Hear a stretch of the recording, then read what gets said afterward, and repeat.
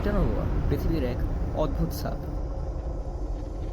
যেটি সম্বন্ধে হয়তো আপনারা শুনেছেন, কিন্তু এর সম্পর্কে আপনারা বিস্তারিত জানেন না। হেই বন্ধুরা, আজ আমরা আলোচনা করব টাইটানোবোয়া নামক এক বিশাল সাপের। তো আসুন শুরু করা যাক। প্রথমত শুরু করা যাক এর আবিষ্কার এবং নামকরণ দিয়ে।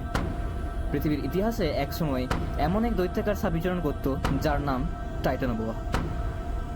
তার প্রথম চিহ্ন পাওয়া যায় 2002 সালে কলম্বিয়ার উত্তরে সেরেহান নামক একটি কয়লা খনিতে, যেখানে বিশাল কাসেরুকা জীবাশ্ম বিজ্ঞানীদের চমকে দিয়েছিল।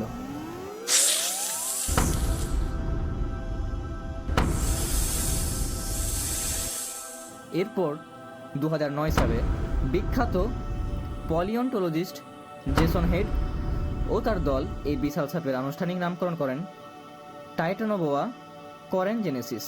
নামটির উৎস গ্রিক শব্দ টাইটান মানে দৈত্যাকার এবং বোয়া মানে বোয়া গোত্র সাপের।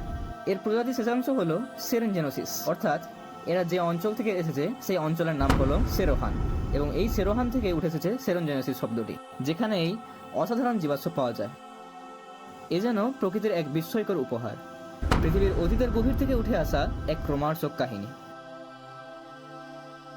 এর সময়কাল ও ভৌগোলিক অবস্থান সম্পর্কে জানা যাক। টাইটানোবোয়া বাস করত প্রায় 5.8 কোটি থেকে 6 কোটি বছর আগে, পলিওসিন যুগে, অর্থাৎ ঠিক তখন যখন ডাইনোসরদের বিলুপ্তির পর পৃথিবীতে নতুন করে প্রাণের বিস্তার ঘটছিল। সে সময় দক্ষিণ আমেরিকা, বিশেষ করে কলম্বিয়ার, ছিল এক প্রাচীন ক্রান্তীয় বৃষ্টিবন, গাঢ় সবুজ গাছগাছালি, ঝকঝকে নদী এবং উষ্ণ বাতাসে ভরা এক রহস্যময় জগৎ। এই আবহাওয়াতে রাজত্ব করত টাইটানোবোয়া, ঠিক যেন সে ছিল বনভূমির নির্ভীক সম্রাট।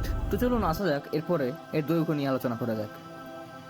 বিজ্ঞানীরা কাছেরুকা বিশ্লেষণ করে অনুমান করেছেন যে টাইটানোবোয়া ছিল 40 থেকে 50 ফুট লম্বা। কিছু রিপোর্টে বলা হয় 52 ফুট পর্যন্ত, অর্থাৎ এটি একটি স্কুল বাসের চেয়েও দীর্ঘ ছিল। ওজন। তো এরপর আলোচনা করা যাক টাইটানোবোয়ার ওজন নিয়ে। একটি পূর্ণবয়স্ক টাইটানোবোয়ার ওজন হতে পারত প্রায় 1 টন বা 1000 কেজিরও বেশি, যা একটি ছোট হাতিরও সমান। এর দেহ গঠন ছিল, এর শরীর ছিল অত্যন্ত পুরু ও বলিষ্ঠ, শক্তিশালী পেশি, বিশাল কাসেরুকা আর সাপের জগতের এক অলঙ্ঘ শক্তি। এর চেহারা কল্পনা করলে গায়ে কাটা দিয়ে ওঠে। রক্ত টেক্সচার কেমন ছিল তা নিশ্চিত না হলেও বিজ্ঞানীরা মনে করেন এটি ছিল গাঢ় বাদামি বা সবুজাভ বর্ণের, যেন চারপাশের জঙ্গল পরিবেশে আড়াল হয়ে যেতে পারে এক নিঃশব্দ শিকারী। আবাসস্থল ও পরিবেশ। টাইটানোবোয়া বাস করত এমন এক পরিবেশ যেখানে গড় তাপমাত্রা ছিল 30 থেকে 34 ডিগ্রি সেন্টিগ্রেড, যা আজকের গ্রীষ্মমণ্ডলীয় বনের থেকেও উষ্ণতর। এই উচ্চ তাপমাত্রা ছিল তাদের জন্য এক আদর্শ অবস্থা, কারণ তারা ছিল একটোথার্মিক, অর্থাৎ শীতল রক্তযুক্ত প্রাণী। উষ্ণ পরিবেশ তাদের বিপাক ক্রিয়া বাড়িয়ে দিত, ফলে তারা আরও বড় ও শক্তিশালী হয়ে উঠত। জলাভূমি, নদী এবং বিল ছিল তাদের প্রিয় জায়গা। সেখানে বাস করত আরও কিছু অতিকায় প্রাণী, যেমন কার্বোনেমিস নামক বিশালাকার কচ্ছপ, সেরেনজেনোসিস নামক এক প্রাচীন কুমির। এই সবই ছিল টাইটানোবোয়ার শিকারের সম্ভাব্য উৎস। এক পরিপূর্ণ খাদ্য শৃঙ্খলা তৈরি হয়েছিল এই আদিবনে। তো এরপর আসা যাক এর খাদ্য অভ্যাস নিয়ে। টাইটানোবোয়া ছিল নিষ্ঠুর মাংসাশী প্রাণী। তার শক্তিশালী দেহ আর ভয়ঙ্কর শক্ত প্যাচে সে যে কোনো বড় প্রাণীকেই ধরতে সক্ষম ছিল, এমনকি মানুষও। তাদের প্রধান শিকার ছিল বড় কুমির, মাছ এবং বিশাল কচ্ছপ। টাইটানোবোয়া আধুনিক অ্যানাকন্ডার মতোই শিকারকে পেঁচিয়ে শ্বাসরোধ করে হত্যা করত। এক নিঃশব্দ ধ্বংসাত্মক আক্রমণ। তারা দিনে শিকার করত কি রাতে, এই প্রশ্নের উত্তর এখনো অনিশ্চিত। তবে অনেক বিজ্ঞানী মনে করেন তারা ছিল রাত্রিচর। রাত্রের আধারে নদীর ধারে তারা শিকার খুঁজত। কালক্রমে এই প্রাণীরও বিলুপ্তি ঘটে অন্যান্য প্রাণীদের মতো। টাইটানোবোয়া আজ আর বেঁচে নেই। এই বিশাল প্রাণী বিলুপ্ত হয়ে গেছে কোটি কোটি বছর আগে। এর বিলুপ্তির কারণ নিশ্চিতভাবে জানা না গেলেও বিজ্ঞানীরা মনে করেন জলবায়ুর পরিবর্তন, অথবা তাপমাত্রা ধীরে ধীরে হ্রাস, অথবা আবাসস্থল সংকোচন, এগুলি মিলে এর জীবনের পরিসমাপ্তি ঘটায়। উষ্ণতর পৃথিবী হঠাৎ করে ঠান্ডা হতে শুরু করলে শীতল রক্তযুক্ত প্রাণীর পক্ষে টিকে থাকা প্রায় অসম্ভব হয়ে ওঠে। এরপর আমাদের জানা উচিত বৈজ্ঞানিক গুরুত্ব ও ঐতিহাসিক তাৎপর্য নিয়ে।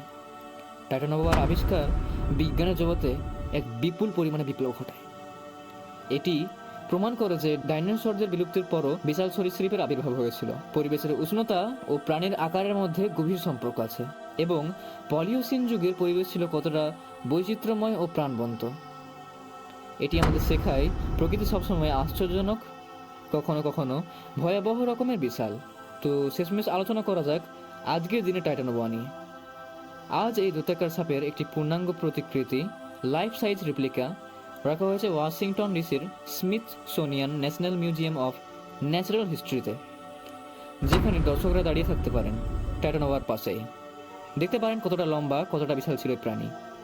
এটি কেবল একটি প্রদর্শনী নয়, এটি এক সময়কে ছুঁয়ে দেওয়ার অভিজ্ঞতা।